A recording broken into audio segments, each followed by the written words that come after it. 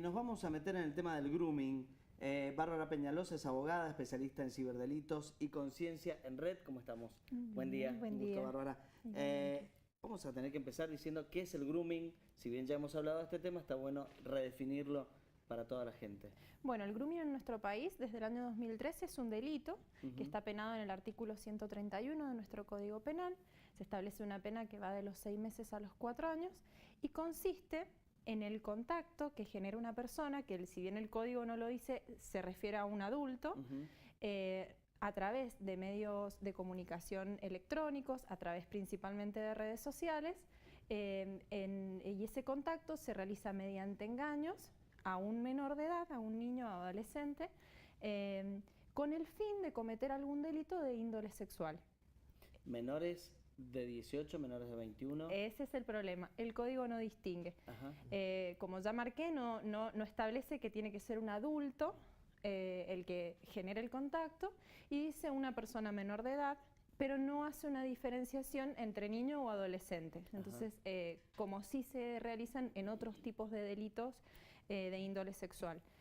No se especifica la edad que debe tener el menor, es decir, que se entiende que es cualquier persona menor de 18 años. ¿Qué se tiene en cuenta para ver ya cuando hay un menor en el medio, qué imagen, qué texto, qué palabra nos puede llamar la atención? Como padres y también para tener un conocimiento todos cuando también se da entre adultos. Bien.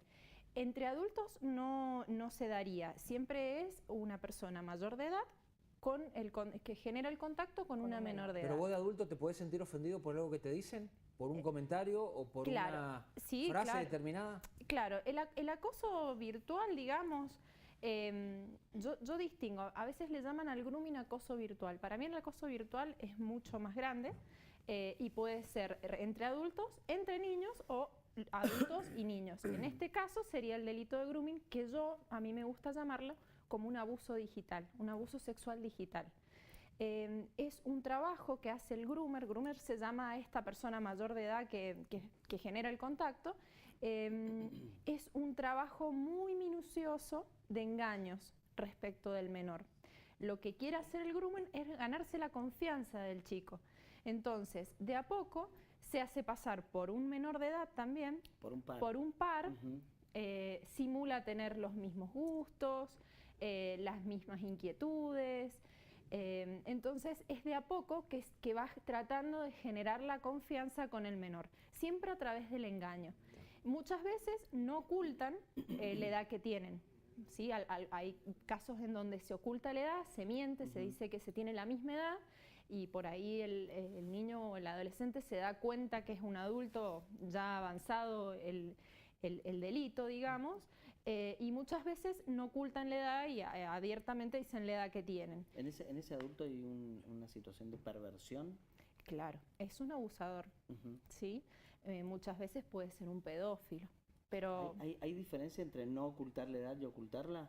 No hay diferencia, es simplemente... Digamos que el menor sepa que está hablando con una persona mayor y que está estableciendo esa relación. Distinto es si cree que está hablando con un par. No, o sea, a los fines del delito no habría diferencia. Son diferentes maneras de generar ese contacto. Sí. Como el Código Penal no especifica cómo debe ser el contacto, simplemente dice el que contactare a través de medios electrónicos y demás a una persona menor de edad, no se especifica. Eso en realidad ese artículo del Código Penal está muy criticado.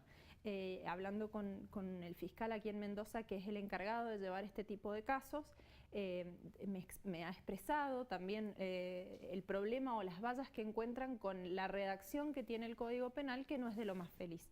Esperemos que cuando el Código Penal sea modificado tengan en cuenta de mejorar la redacción del artículo. Incluso aquí en la legislatura provincial hay un proyecto para que se incrementen las penas por los delitos virtuales. Claro, pero o sea, para incrementar las penas se tiene que hacer a través del Código Penal argentino, no por una normativa mendocina, digamos. Tiene razón eso. Específicamente el proyecto, mira, qué bien que me corrige, habla de medidas preventivas, un proyecto de ley para aplicar medidas preventivas contra el acoso virtual. ¿Cómo se denuncia? A ver, yo me entero de un caso, cualquiera de nosotros. Como cualquier otro delito.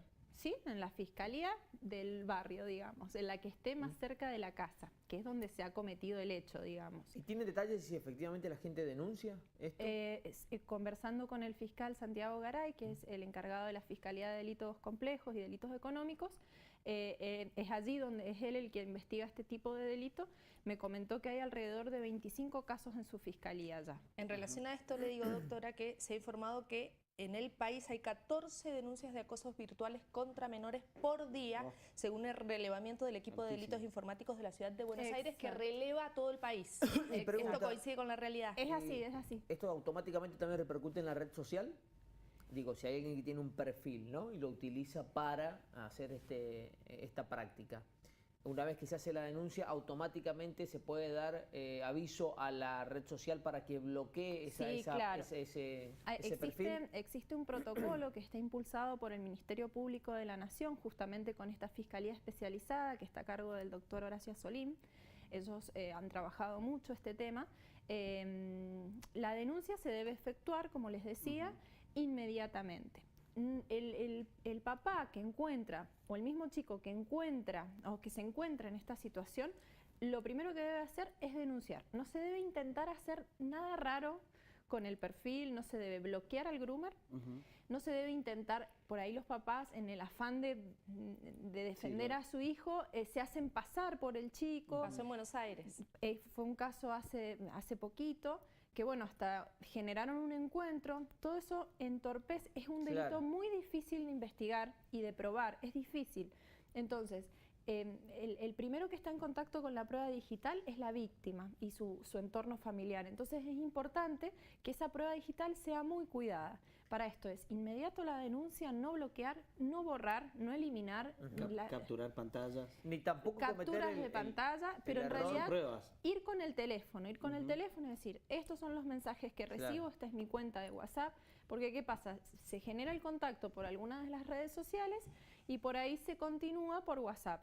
Entonces, bueno, es importante preservar esa prueba digital desde el momento cero. Doctora, pero usted dice para tener la prueba del teléfono, y hoy, a ver, quienes somos padres de chicos adolescentes, muchos de los chicos tienen la clave en el celular, un tema que lo hemos hablado con Marisol y que ella contaba, lo que uno le debe decir a los chicos, a ver, menores con clave en los celulares no deben tener. Pero ¿qué pasa con aquellos padres que no pueden acceder al teléfono de los chicos, Facebook y otras redes sociales, y no tienen la menor idea de la información que reciben los menores? ¿Cómo hacemos para poder acceder, para poder llegar a nuestros hijos, para sacar esas claves y poder ver lo que pasa?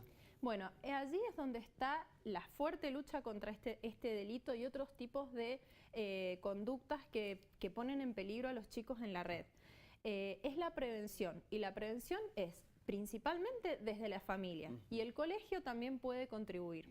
Los papás, es bueno que ustedes den un espacio para informar que existen este tipo de conductas que son más comunes de lo que uno cree, porque de esas denuncias que se reciben por día son una parte chiquitita de quienes se animan a ir a denunciar, pero hay muchos más casos. Entonces, los papás tienen que informarse, saber que estos peligros existen.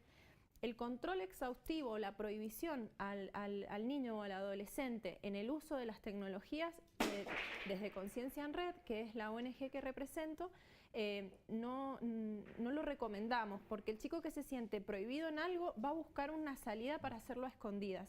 Entonces ahí el papá no va a tener control. Charlar, o sea, ese es el dedo en el enchufe.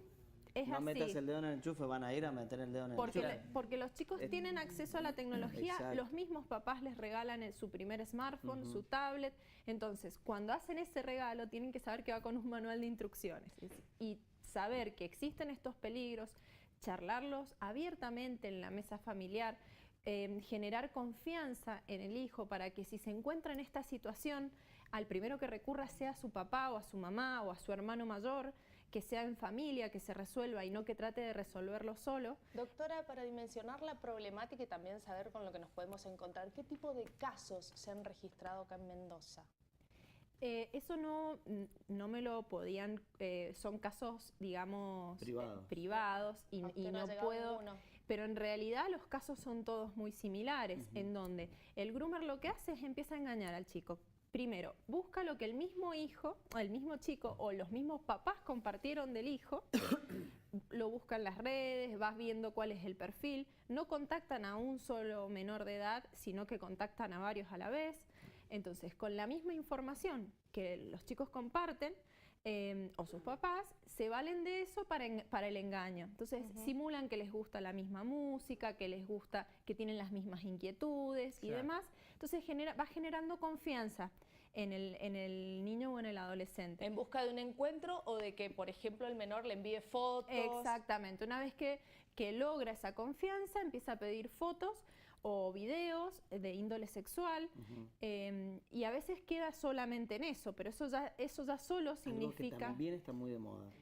Bueno, porque para los adolescentes la práctica del sexting, también para los adultos, es algo común, digamos, es algo que no lo ven como anormal, y entonces que alguien les pida una fotografía en ropa interior o algo, por ahí capaz que no les genera una alarma. Claro.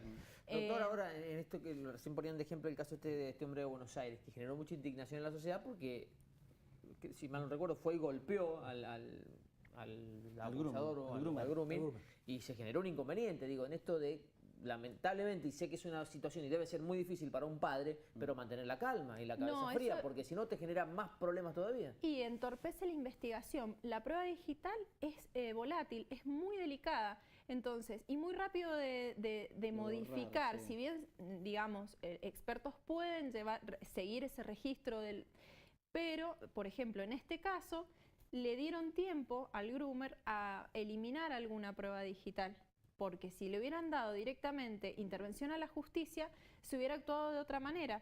Me preguntaban recién qué se podía hacer con la red social. Hay un protocolo establecido desde el Ministerio Público que consiste en eso, en preservar la prueba en la red social. O sea, hay una serie de actividades que se hacen respecto de la red social, establecida mismo por las redes sociales, en donde uno puede pedir la preservación de esa prueba. Y bueno, lo importante, volviendo a lo que decía recién, una vez que el chico se desprende de esas fotografías, esos videos o demás, ahí empieza una especie de extorsión respecto del groomer. Empieza a pedirle más material, a pedirle un encuentro, porque si no lo amenaza en publicar esas fotografías, en hacerlas públicas, en enviarlas a miembros de su familia y demás.